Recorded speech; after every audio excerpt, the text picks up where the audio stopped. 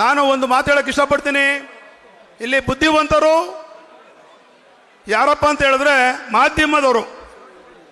ಮಾಧ್ಯಮದವರೇ ಇಲ್ಲಿ ನಾವು ಈ ಋಷಭಾವತಿ ಇದು ವಿಚಾರದಲ್ಲಿ ಇವರೇ ಪ್ರಶ್ನೆ ಮಾಡಬೇಕು ಮಾಧ್ಯಮದವರು.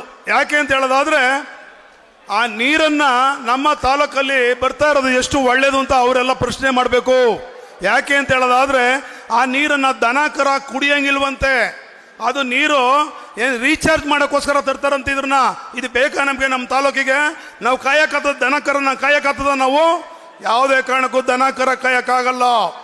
ಪ್ರಾಣಿಗಳು ಹಕ್ಕಿ ಪಕ್ಷಿಗಳು ಎಲ್ಲ ಕುಡಿತವೆ. ಅದಕ್ಕೆ ದಯಮಾಡಿ ಈ ನೀರನ್ನ ನೀವು ಮಾಧ್ಯಮದವ್ರ ಸ್ನೇಹಿತರುಗಳು ಇದನ್ನ ಬಂದ್ ಮಾಡಿಸ್ಬೇಕು ನೀವೆಲ್ಲ ಸೇರಿ. ಯಾಕೆ ಅಂತ ಹೇಳೋದಾದ್ರೆ ಆ ನೀರಿಂದ ಭಾರಿ ಮಾರಕ ಕಾಯಿಲೆಗಳೆಲ್ಲ ಬರ್ತವೆ. ದಯಮಾಡಿ ಅದನ್ನು ನಿಲ್ಲಿಸಿ ಅಂತ ಹೇಳಕ್ಕೆ ಇಷ್ಟಪಡ್ತೀನಿ. ಆಮೇಲೆ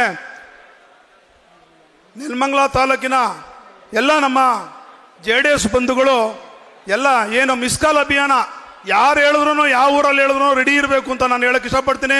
ಯಾರು ಮುಂದಕ್ಕೆ ಡೇಟ್ ಹಾಕ್ಬೇಡಿ ದಯಮಾಡಿ.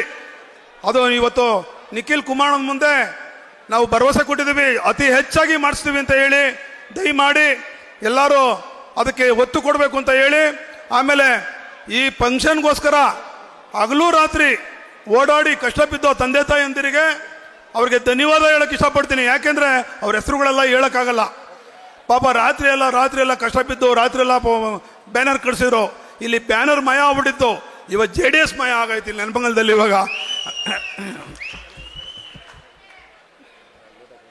ಆಯ್ತು, ಈಗ ನಿಖಿಲ್ ಕುಮಾರಣ್ಣ ಮಾತಾಡ್ತಾರೆ.